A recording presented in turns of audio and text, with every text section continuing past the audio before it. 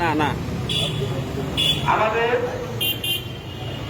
আসলেই কষ্ট লাগে, যেহেতু আমরা ছাত্রদলকে এসেছি, ছাত্রদলের সোনালী অতীতের প্রতি যে অতর্কিত হামলা, আমাদের কাদের থানা ছাত্রদলের আহ্বায়ক সে ঢাকা ছাত্র জনতার সমাবেশে যাওয়ার পথে তারা সন্ত্রাসীরা লক্ষ্য করে 3-4টি কোপ দিয়েছে।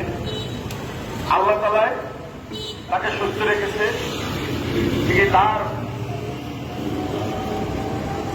যদি এই রকমের কোপের ভিডিও বা ছবি আমরা দেখেছি, তাতে মনে হয় হত্যার উদ্দেশ্য করে তাকে হামলা করেছে।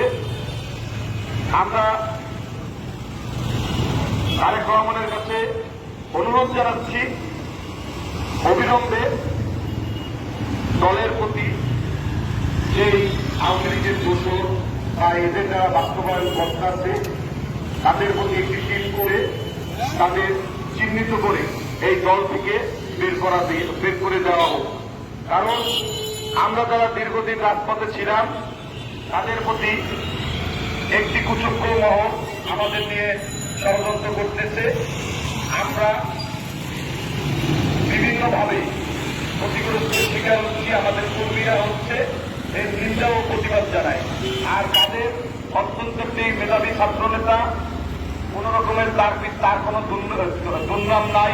5 তারিখের পর সাজ্জাদেরও এইরকমেরই সেম কাটাকাটি ছাত্র নেতা ছিল সাবেক।